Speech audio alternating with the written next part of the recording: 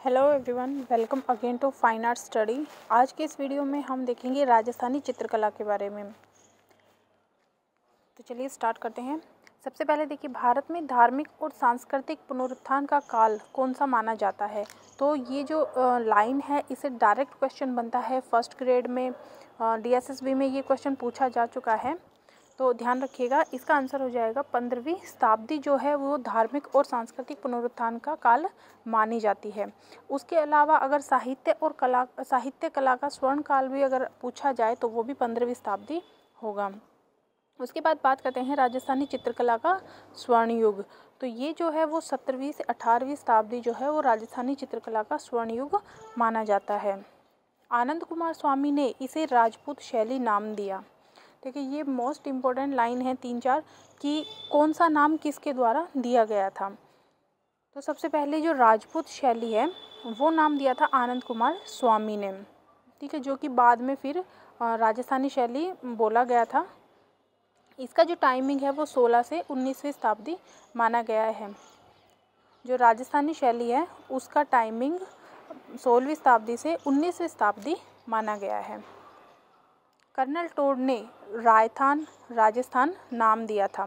Colonel toad की जो book थी annulus and antiquities of Rajasthan में उन्होंने जो राजस्थान शब्द है उसका प्रयोग किया था, और ये कब किया था? 1819 में। उसके बाद बात करते हैं NC मेहता की। NC मेहता ने इस शैली को नाम दिया था हिंदू शैली। उसके बाद राजस्थानी शैली जो है वो राय कृष्ण के द्वारा ये नाम दिया गया था। राजस्थानी चित्रकला का सबसे पहले वैज्ञानिक विभाजन जो है वो आनंद कुमार स्वामी के द्वारा किया गया था, जो राजपूत पेंटिंग उनकी बुक थी उसमें इन्होंने सबसे पहले जो वैज्ञानिक विभाजन है राजस्थानी चित्रकला का वो किया था।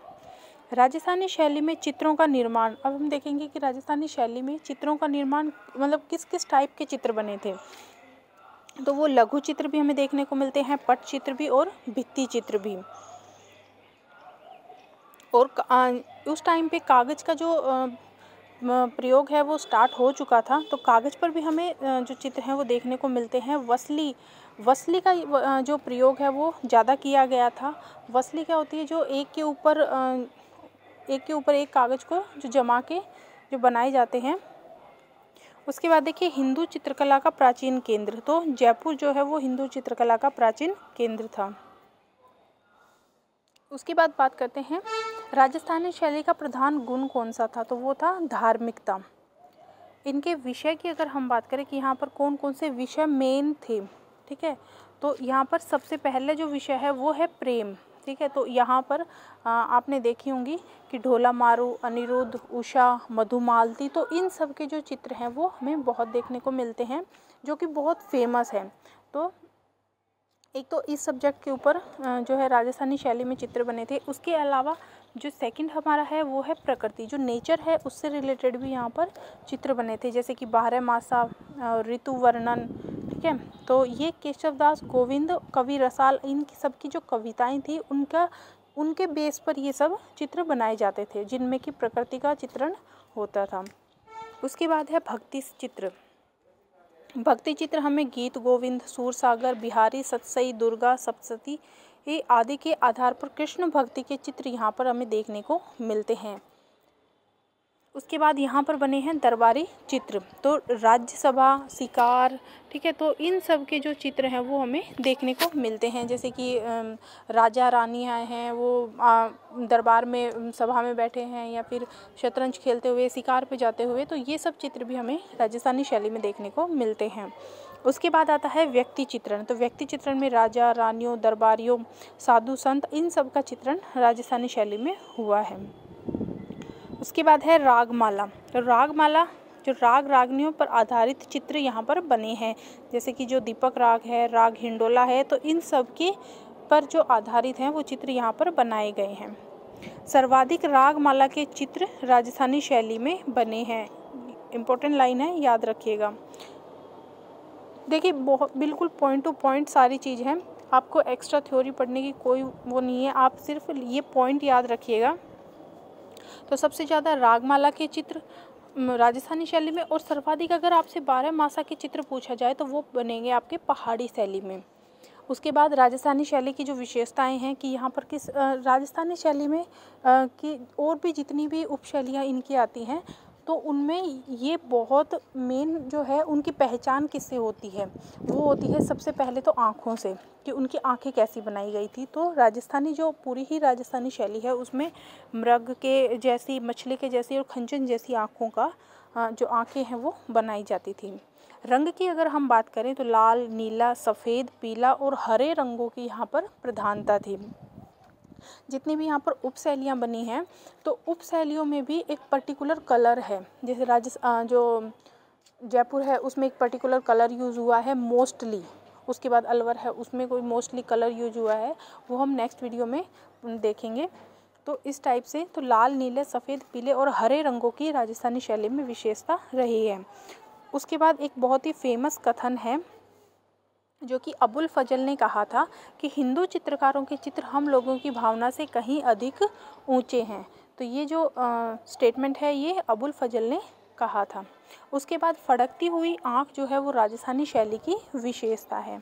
राजस्थानी शैली पर मुग़ल शैली का प्रभाव भी हमें देखने को मिलता है, क्योंकि देखो जो मुग़ल शैली है वो 16वीं से 18वीं शताब्दी थी, ठीक है। तो और 16वीं शताब्दी में जो राजस्थानी शैली है वो प्रारंभ हुई थी।